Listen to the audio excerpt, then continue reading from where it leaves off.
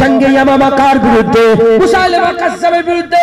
যখন নাজদি থেকে মুসাইলিমা কাজ্জাব ৮০,০০০ সৈন্য নিয়ে মদিনার উপরে ধাওয়া বলে দিল, এদিকে হযরত আবু বকর সিদ্দিক বললেন, মুস্তাফার গোলামরা বেরিয়ে পড়ো, কে কানা দেখবো না, কে খুরা দেখবো না, কার হাত আছে দেখবো না, কার পা আছে দেখবো না, যে মুস্তাফার কালেমা পড়েছো বেরিয়ে পড়ো, মুসাইলিমা কাজ্জাবের বিরুদ্ধে লড়াই করতে হবে। হুজুরের মহব্বতের লড়াই, মুসাইলিমা কাজ্জাবের লড়াই, হাবিবুল্লাহর ভালোবাসার লড়াই হয়েছিল। এই মুসলমান একটা নয় দুটো নয়, সে নিজেকে নবী বলে দাবি করেছিল, আমার নবীকে মিথ্যা প্রতিপন্ন করতে চেয়েছিল। সাহাবারা লড়াই শুরু করেছিল। ওই লড়াইয়ে একটা নয় দুটো নয় তিনটে নয়, খবর ৩৬,০০০ কাফের গর্দান উড়িয়ে দিয়েছিল। কত? ৩৬,০০০ গর্দানের কাফের গর্দান কেটে নিয়েছিল। আর এখন নবীর বিরুদ্ধে যারা কথা বলে, তাদের বিরুদ্ধে যদি বলে হে শয়তান জানোয়ার, আরে বাবা, ওর পক্ষ ৫০টা লোক বেরিয়ে যায়, বলে হুজুরের মুখের ভাষা এটা। আমি তো তোকে জানোয়ার বলছি। সাহাবাদের আদা ছিল গর্দান কেটে নেওয়া। জানোয়ার বড়, এটা বড় কথা না, গর্দান কেটে নিলে এটা বড় কথা। আমি তো জানোয়ার বলে সুযোগ, বেঁচে আছিস, সুযোগ আছে। দারুল ইসলাম হলে তার গর্দান কেটে নেওয়াই দরকার। মান সাব্বা নবিয়ান ফাকতুলুহু, কিয়ামত পর্যন্ত মুস্তাফার বিরুদ্ধে যে কথা বলবে তার গর্দান কেটে দেখে দাও। রাসূলুল্লাহ ফরমান করে দিয়ে, হুজুরের ফরমান, এটা হুজুরের ফরমান জারি আছে। কারণ হুজুর হচ্ছে আমাদের ঈমান। একবার জোরে বলেন সুবহানাল্লাহ। যার দিলে নবী নেই, হ্যাঁ, বদনসিব বদতরিন লোক মখলুকের, ওর দিলে ঈমান নেই, ওর দিলে ঈমান নেই। হ্যাঁ, বুঝবে কি করে? বুঝতে পারবে না। আল্লাহ বলেছে আনতাহাবাতা আমালুকুম ওয়া আনতুম লা তাশউরুন। কি বলছে? সব বরবাদ হয়ে যাবে, তুমি বুঝতে পারবে না। ও তো মনে করবে আমি মাওলানা, ও তো মনে করে ২০টা মসজিদ করেছি, ও তো মনে করে বড় বড় মাদ্রাসা করেছি, ও তো মনে করবে আমার এত হজ আছে, ও তো মনে করবে আমি ৭০ বছর ধরে নামাজ পড়ছি। কিন্তু আল্লাহর কুরআন বলছে আনতুম লা তাশউরুন, সব বরবাদ হয়ে যাবে, তুই বুঝতে। আমি নয়, তুমি নয়, পাশের লোক নয়, তার মা নয়, তার বাপ নয়, তার ছেলে নয়, তার বেটা নয়, তার ভাই নয়। আরে বাবা, সে নিজেই বুঝতে পারবে না, সে কি হয়ে গেছে? বরবাদ। সে কি হয়ে গেছে? বরবাদ। কেন? সে নবীর সাথে বিয়াদবি করে ফেলেছে, নবীর সাথে বিয়াদবি করেছে, নবীর সাথে বিয়াদবি করেছে। মুসলমান চলে না, এই নবী উম্মত উম্মতিরা ইফতিদাই সারা রাত জলসা হবে। তাই আমি শুরুতে বেশি সময় আমার কাছে নেই, কি আলোচনা করব, একটু নবী নবী করে দিয়ে যাচ্ছে। আল্লাহ নবীর জিকির করে, আল্লাহ নবী জিকির করে, হুর নবী জিকির করে, হুর নবীর জিকির করে, মালায়েকা ফেরেশতা নবীর জিকির করে। এই মুসলমান নবীরা নবীর জিকির করে, পয়গম্বরে নবীর জিকির করে, রাসূলগণ নবী নবী করে, নবীর জিকির করে। বলিয়ে দেখে যা, আসমান জমিনে যা আছে সব নবীর জিকির করে। এই নবীর উম্মত উম্মতিরা সব মুস্তাফার উপরে দরুদ ও সালামের নজরানা পৌঁছায়। এই নবীর উম্মত উম্মতিরা, তাই আমিও অন্য কোনো আলোচনা নয়, যার জিকির আল্লাহ করে সেই নবীর জিকির করে দিয়ে যায়। জেনে রেখে দেবেন, জেনে রেখে দেবেন, খবরদার আপনারা সাধারণ মানুষ, আমাদের কাছে কিছুই নয়, কিছুই নেই আমাদের কাছে। না ঠিকভাবে দাঁড়িয়ে আছে, না নামাজ আছে, না রোজা আছে, একটু ঈমানের দৌলত, হাবিবুল্লাহর আদব মোহাব্বত যেটুকু দিলের মধ্যে আছে, ওটাকে নষ্ট হতে দেবেন না, ওটাকে বরবাদ হতে দেবেন না। হাবিবুল্লাহকে ধরে রাখেন, হাবিবুল্লাহকে ধরে রাখেন। আমি আমলকে ছোট করছি না, আমি ঈমানের গুরুত্ব বুঝাচ্ছি। আমি আমলকে ছোট করছি না, ঈমানের গুরুত্ব বুঝাচ্ছি। ৭০ বছর নামাজ যদি থাকে, ঈমান যদি না থাকে, ওই নামাজ তোমাকে জাহান্নামে নিয়ে যাবে, জান্নাতে নিয়ে যেতে পারবে না। আর ৭০ বছর নামাজ যদি না থাকে, হাবিবুল্লাহর প্রতি ঈমান, আল্লাহর প্রতি ঈমান, হাবিবুল্লাহর মুহাব্বত দিলের মধ্যে যদি থাকে, ঈমান যদি তোমার দিলে থাকে, ঈমানের আল্লাহ এত পাওয়ার দিয়েছে, জাহান্নাম থেকে তুলে বান্দাকে জান্নাত দান করে দেবে। খবরদার খারাপ মনে করবেন না, আমি আপনাদের করে নামাজ থেকে দূরে করছি না, আমি ঈমানের গুরুত্ব বুঝাচ্ছি।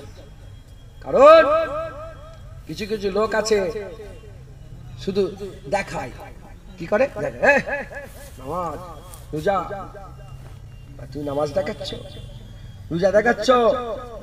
ওমরে ফারুক হুজুরের কাছে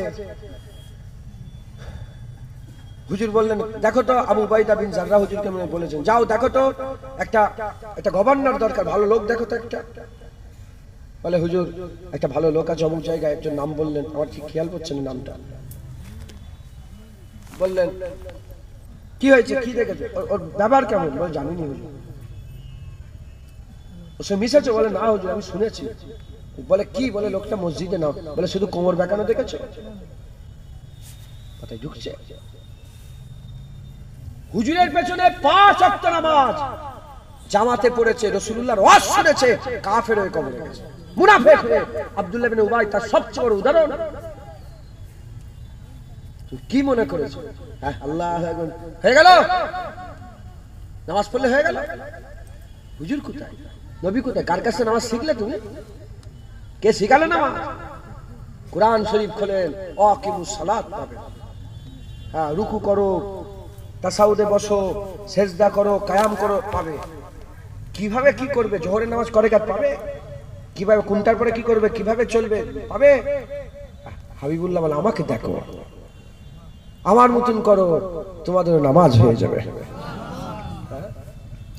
আফজালুল ইবাদাতি ইবাদাতি সালাত বারহাক, বারহাক, এতে কোনো সন্দেহ নেই। নামাজ পড়তে হবে। মুমিন আর কাফেরের মধ্যে পার্থক্য হচ্ছে, মুমিনরা নামাজ পড়ে, কাফের নামাজ পড়ে না।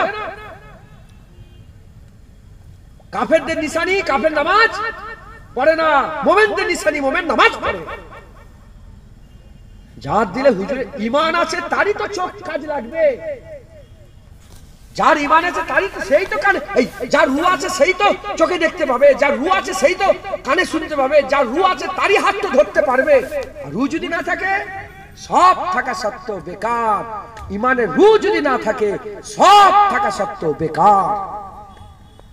যদি থাকে তাহলে পাবে, যদি না থাকে কিচ্ছু কিচ্ছু। বলেন আপনাদের মনের মধ্যে, সাধারণ মানুষ তো মনের মধ্যে কি হচ্ছে না হচ্ছে বীজদানি হাল আমি আপনাদের করে ইলহাম হয়, ইলহাম, সেই বীজদানি থেকে আমি আপনাদের একটু বুঝিয়ে দিই। বলেন আপনার যে সময় চোখের দরকার আছে না, নাই অল্প না বেশি? বলেন না। এর কোনো, আমি যদি বলি 50 কোটি টাকা দেবো, চোখ দিয়ে দিতে পারবেন আপনি? চোখের প্রচুর মূল্য। হ্যাঁ, ওইরকম নামাজেরও প্রচুর মূল্য, সবচেয়ে বেশি মূল্য রুহের। রুহ যদি থাকে তাহলেই তো চোখ। ওরকম নামাজের বহু মূল্য, নামাজের থেকে আগে ঈমানের, ঈমানের রুহ, ঈমান জিন্দা হওয়ার তো দরকার আছে। মুসলমান ছেলেরা, এই নবীর উম্মত উম্মতিরা, কবল নিয়ে দেখে যান, সাহাবারা হাবিবুল্লাহকে মহব্বত করতেন, হাবিবুল্লাহকে ভালোবাসতেন, হাবিবুল্লাহকে প্যার করতেন। কি মহব্বত সাহাবারা করতেন, কি ভালোবাসা বাসতেন। কবল নিয়ে দেখে যাও, হাবিবুল্লাহকে কি আদব করতেন, তাজিম করতেন। সাহাবা হুজুররা হাবিবুল্লাহ ছাড়া কিছুই জানতেন না, হাবিবুল্লাহ ছাড়া কিছুই জানতেন না। হুজুরের নিজের চাচা যান, হুজুরের নিজের চাচা যান, হযরত আব্বাস হুজুরকে জিজ্ঞাসা করা হলো, এ আব্বাস, এ নবীর চাচা যান আব্বাস হুজুর, বলেন বলেন আপনি বড় না নবী বড়? আপনি বড় না নবী বড়? বয়সে কে বড়, উমরে কে বড়, বয়সে কে বড়, কার বয়স বেশি, আপনার না নবী? কে বয়সে বড়? আপনি বড় না নবী বড়? আপনি বড় না নবী বড়? শোনার সঙ্গে সঙ্গে, শোনার সাথে সাথে আদমের মাকাম দেখে, আদমের মর্তবা দেখে, আদমের বুলন্দি দেখে, আদমের কি বড় মাকাম ছিল আদমের। হযরত আব্বাস হুজুর কি বলেছে? আব্বাস হুজুর শোনার সঙ্গে সে বলে, না না না না, খবরদার খবরদার, বড় রাসূলুল্লাহ, বড় রাসূলুল্লাহ, বড় রাসূলুল্লাহ, ওয়া আনা উলিদতু ক্বাবলাহু, আমার আগে পয়দা হয়ে গেছে বড়, কিন্তু আবার হাবিবুল্লাহ। এই যে বাপেরা বসে আছে, বাপগুলো নিচেই বসে আছে, কেউ যদি জিজ্ঞাসা করে, এই যে বাপ বসে আছে, কেউ যদি জিজ্ঞাসা করে, বাপ থেকে জিজ্ঞাসা করে যে হাফেজ সাহেব বড় না আপনি বড়, কি বলবে? মুরব্বীরা কি বলবে? হ্যাঁ, মুরব্বী বলবে আমি বড়। এটা কি কোনো বিয়াদবি? আরে বাবা, বয়সে কে বড়, এতে যে এটা তো সত্য। কিন্তু হুজুরের চাচা যান, আহা, আমাদের বাপ মা হুজুরের চাচার কদমে কুরবান। জুনায়েদের মা হুজুরের চাচার কদমে, বাপ জুনায়েদের হুজুরের চাচা জানের কদমে কুরবান হয়ে যায়। বলে না না, হুজুর বড়, হুজুর বড়, ওয়ানা উলিদতু ক্বাবলা, আমার পয়দা আগে হয়ে গেছে, নবী বড়। একবার জোরে বলেন। আদব দেখেছেন? ছোট্ট কথা, এর মধ্যে অনেক ব্যাখ্যা আছে। আদবের কি মেন্টালিটি ছিল একটু চিন্তা করেন, কি খেয়াল সাহাবাদের ছিল। মুসলমান ছেলেরা, এর বিরুদ্ধ উম্মতিরা কবল নিয়ে দেখিয়ে যান। হুজুরের সাহাবাকে জিজ্ঞাসা করা হলো, তাহলে বিন উবাইদুল্লাহ হুজুরের সাহাবাকে জিজ্ঞাসা করা হলো, বলেন হাবিবুল্লাহ যে চার রকমের জানোয়ার খাওয়া হারাম করে দিয়েছে, 4 রকমের জানোয়ার খাওয়া হারাম করেছে, কোন কোন জানোয়ারকে হাবিবুল্লাহ হারাম করেছে ওটা যদি জানিয়ে দিতেন। ওই সময়তে সঙ্গে সঙ্গে সাহাবা আগুল তুলে দিয়েছে, আগুল তুলে দিয়েছে, আগুল তুলে দিয়ে 1 নম্বর 2 নম্বর 3 নম্বর 4 নম্বর করে গুনাহ আরম্ভ করেছে। যেভাবে নবী পাক দেখিয়েছিলেন ঠিক সেইভাবে গুনাহ আরম্ভ করেছে। যখন গুনাহ আরম্ভ করেছে মনের মধ্যে খেয়াল এসে গেছে, কেউ যেন আমাকে নবীর আগুনের মতো আমার আগুন না মনে করে, কেউ যেন আমার আগুনটাকে নবীর আগুনের মতো না মনে করে। সঙ্গে সঙ্গে বলেছে হাবিবুল্লাহ আগুন আজীব আগুন, আমার আগুন ছোট, কেউ যেন আমার আগুনের সঙ্গে নবীর আগুনের তুলনা ভাবুনি চিন্তা করে নে, আমার আগুন হাবিবুল্লাহ আগুনের থেকে ছোট। হাত তুলে দিয়ে খেয়াল এসে গেছে যদি আমার আগুনটা নবীর মতো মনে করে ফেলে। আব্দুল্লাহ ইবনে উমর, ওমর ফারুকের বেটা আব্দুল্লাহ ইবনে উমরকে কেউ একজন জিজ্ঞাসা করলেন, আব্দুল্লাহ ইবনে উমর বলেন আল্লাহ পাক তো কসরের বিধান দিয়েছে, মুসাফির হালতের কসরের বিধান দিয়েছে। 4 রাকাতের নামাজ 2 রাকাত হবে, 4 রাকাতের নামাজ 2 রাকাত হবে, আসরের 4 রাকাতটা 2 রাকাত পড়তে হবে। কেউ যদি মুসাফির হালতে 4 রাকাত পড়তে চায় গুনাহ হবে, ওটা তো পড়া যাবে না। এত বড় নামাজের বিধান, এত বড় নামাজের বিধান আল্লাহ তো কোরআনে বর্ণনা করে না, আল্লাহ তো কোরআনে বর্ণনা করে না। এই মুসাফির হালতে কসরের নামাজের ডিটেইলস আলোচনা তো আল্লাহ কোরআনে করে না। ওই সময়তে হযরত আব্দুল্লাহ ইবনে উমর বলছে, এ পুছনেওয়ালা, জিজ্ঞাসা করেনেওয়ালা, তুমি কি জানো না আমাদের মাঝখানে আমিনুল্লাহ আছে, আমাদের মাঝখানে তাহা আছে, আমাদের মাঝখানে ইয়াসিন আছে, আমাদের মাঝখানে মুদাসসির আছে, আমাদের মাঝখানে মুজাম্মিল আছে, আমাদের মাঝখানে সিরাজুল মুনির আছে, আমাদের মাঝখানে রাহমাতুল লিল আলামিন আছে। শোনো শোনো, কুরআনে এলো কিংবা এলো না, হাদিসে এলো কিংবা এলো না, কুরআনে এলো কিংবা এলো না, এ আমরা দেখি না। হাবিবুল্লাহ যেটা বলে যায় এটা আমাদের জন্য আইন হয়ে যায়, এটা আমাদের জন্য শরীয়ত হয়ে যায়, এটা আমাদের জন্য শেষ কথা হয়ে যায়। কুরআনে এলো কিংবা না এলো এলি আমরা চিন্তা করিনি, হুজুর বলে দিলে ওটাই আমাদের জন্য যথেষ্ট, আর কিছু দেখার নেই। হুজুর বলে দিয়েছে বাস হয়ে গেছে। সাহাবাদের আকীদা, সাহাবাদের আকীদা কত আদব, সূক্ষ্ম সূক্ষ্ম বিষয়ে সাহাবারা হাবিবুল্লাহর আদব বজায় রাখতেন। একবার জোরে বলেন এই নবীর উম্মত উম্মতিরা কি আকীদা সাহাবাদের ছিল। খবর নিয়ে দেখে যান, বানু খুজাইমা বলে একটা গোত্র আছে, বানু খুজাইমা বলে একটা গোত্র আছে। ওই গোত্রতে আসরের আগে হাবিবুল্লাহ বেরিয়ে পড়লেন, সাহাবাদেরকে বললেন, এ সাহাবারা তোমরা থাকো, মদিনায় তোমরা থাকো, আমি বানু খুজাইমা গোত্রে যাচ্ছে, ওখানে ঝামেলা হয়েছে, আমি সুলহ করাতে যাচ্ছি, সমঝোতা করাতে যাচ্ছি, মীমাংসা করাতে যাচ্ছে। হাবিবুল্লাহ বানু খুজাইমা গোত্রে মীমাংসা করাতে চলে গেলে, বানু খুজাইমা গোত্রে হুজুর আমার সুলহ করাতে চলে গেলে, হুজুর আমার সুলহ করিয়ে নিয়ে হুজুর আমার যখন চলে এলেন, বুখারী শরীফ বাবু সালাতের মধ্যে অধ্যায়ের মধ্যে আছে, এই নবীর উম্মত উম্মতিরা হুজুর পাক চলে গেলেন, বানু খুজাইমা গোত্রই চলে গেলেন, এদিকে আসরে রক্ত হয়ে গেছে।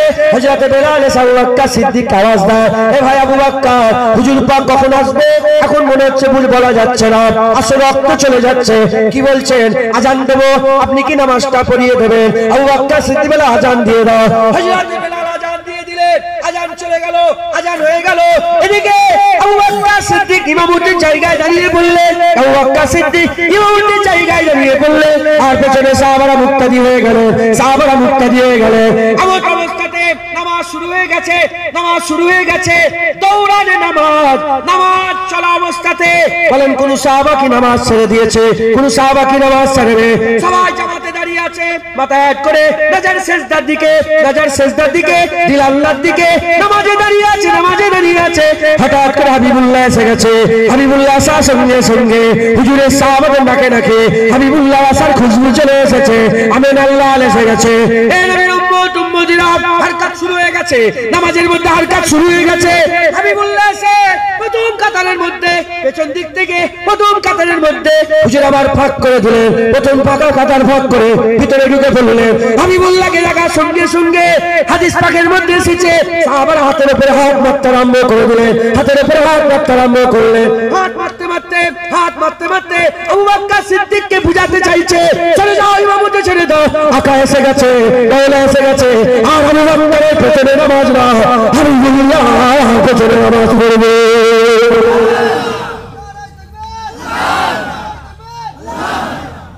হুজুর এসে গেছে, সাহাবারা আকা মাওলা রাসূলুল্লাহ হাত মারছে। পেছনের লোক, সামনের লোক, আর হুজুর সব কাতার ভেঙে দেখে ইমামে আজম এসেছে, কে? আবু হানিফা রাহমাতুল্লাহ আলাইহি এসেছে। আপনাদের মসজিদে জামাত হচ্ছে, কোথায় নামাজ পড়বে?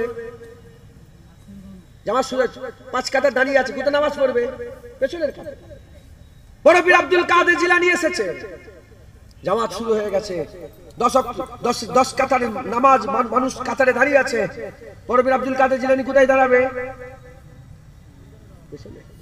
ফুরফুরা আবু বকর সিদ্দিক এসেছে, বলো জামাত শুরু হয়েছে, কোথায় দাঁড়াবে? তুমি কি মনে করেছো ইমামে আজম আবু হানিফা, ইমাম বড় পীর না না, আমেনা লাল এসেছে, মোহাম্মদ হাবিবুল্লাহ এসে গেছে, আল্লাহর বন্ধু এসেছে, আমাদের ঈমান এসেছে। একবার জোরে বলে পেছনে দাঁড়াবে না না, হাবিবুল্লাহ কাতার ভেঙে দিয়ে ভিতরে ঢুকেছে। যেই ঢুকছে আর আওয়াজ, গোটা মসজিদে নববীতে আওয়াজ আওয়াজ আওয়াজ। এরম ভাবে না, এইভাবে কোরআন শরীফে নিষেধ আছে হাততালি, কারণ কাবার লোক আল্লাহ পাক বলছে, হ্যাঁ সেই হুজুর পাকের আসার যে আয়াত আছে যে আমি তোমাদেরকে নবী দিয়ে ইহসান করে দিয়েছি।